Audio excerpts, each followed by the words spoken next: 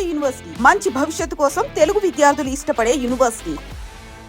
ఆ నలుగురికి సంబంధించి ఒక సీరియస్ క్వశ్చన్. అందులో హీరో రాజా గారితో మీకు మంచి సాన్నిధ్యం ఉంది, మంచి ట్రావెలింగ్ ఉంది ఇద్దరి మధ్య. అవును, నాన్నతో ఆల్మోస్ట్ నేను చాలా ట్రావెల్ చేశాను. రాజాను కూడా వెరీ నైస్ పర్సన్. అవును, బట్ రాజా గారు రీసెంట్గా ఒక స్టేట్మెంట్ ఇచ్చారు. సినిమాలు ఎలా చూస్తారు అసలు, మార్నింగ్ వెళ్ళిపోయి అసలు వేరే నిర్మాత నాకు కూడా చాలా మంది ఫార్వర్డ్ చేశారు, నేను కూడా చూశాను. అంటే ఇక్కడ క్వశ్చన్ ఏంటంటే, సినిమా ఉండబట్టే రాజా అనే పర్సన్ అందరికి తెలిసారు. Exactly serious. ఇప్పుడు ఆయన పాత్ మారింది, ఓకే, అది ఆయన చాయిస్, తప్పేం లేదు. బట్ పాత్ మార్చుకున్న తర్వాత సినిమాని తక్కువగా మాట్లాడకూడదు కదా, ఆ కామెంట్స్ ఎలా చూస్తారు?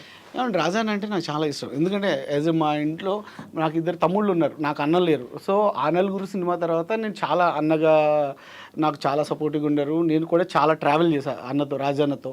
So very nice person. But ఆ మాటతో నాకు కూడా మీరు చెప్పినట్టుగానే ఆ మాట అంటే నాకు కూడా బాధ వేసింది ఎక్కడో ఒక కార్నర్లో.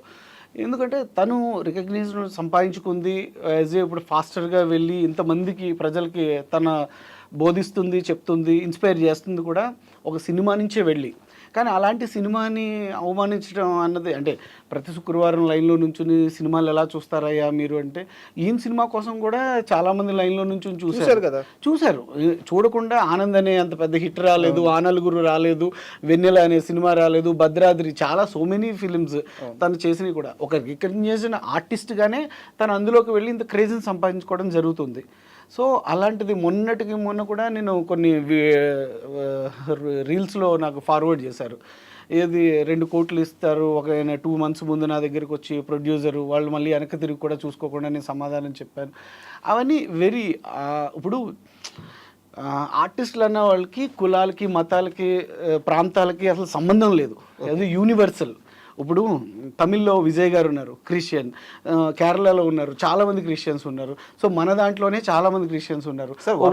కన్నడలో ఉన్నారు. అది చెప్తున్నాను, సినిమాకి కులాలు, మతాలు, క్రిస్టియన్స్, ముస్లిమ్స్, హిందూస్ అందరూ ఉన్నారు. అంతే తప్ప ఒక హిందువే యాక్ట్ చేయాలి, ఒక క్రిస్టియన్ యాక్ట్ చేయకూడదు, ఒక ముస్లిం యాక్ట్ చేయకూడదు, అలాంటిది ఏమీ లేదండి. అన్నిటికీ అతీతంగా ఉన్న ఏకైక industry film industry. So Rajan అలా అనడంతో నాకు చాలా బాధ అనిపించింది. ఎందుకంటే ఇప్పుడు చిరంజీవి గారిని చూసి ఒక ఇన్స్పైర్ అయ్యి, మనం చిన్నప్పటి నుంచి ఆయన్నే చూసి ఇన్స్పైర్ అయ్యి ఇండస్ట్రీకి వచ్చి, చిరంజీవి సార్ కూడా ప్రతి ఒక్క ఆర్టిస్ట్ని కూడా అంత బాగా దగ్గర తీసుకుంటారు, అంత బాగా ప్రేమిస్తారు, అంత బాగా చూసుకుంటారు. ఎవ్రీ హీరోస్, ప్రభాస్ అన్న కానీ, వెంకటేష్ బాబు గారు కానీ, నాగార్జున గారు కానీ, బాలయ్య బాబు గారు కానీ, ఈ కులాలు, హిందూ, ముస్లిము ఇలాంటి తేడాలు కానీ ఏముండవు.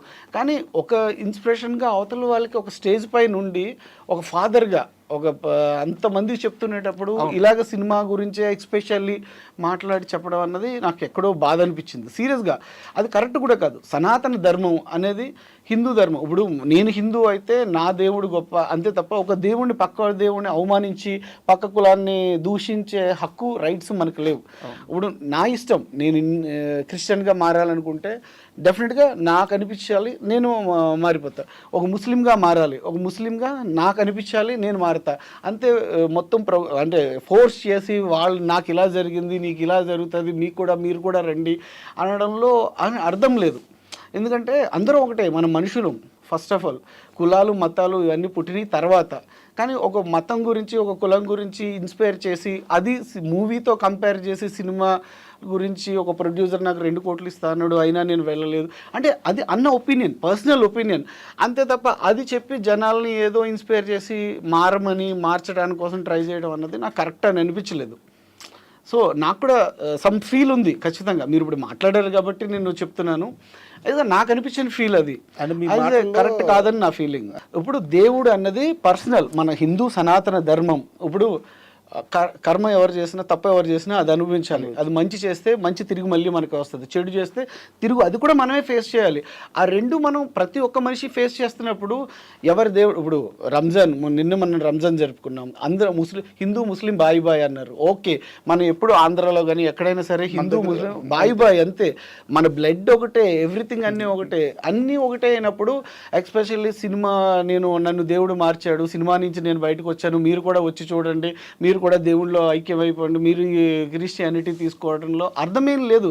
ఇప్పుడు మనం బలవంతంగా ఒకరు మార్చక్కర్లేదండి, మనకు అనిపించింది అరే అని చెప్పి మనమే చేంజ్ అవ్వాలి, మన చాయిస్.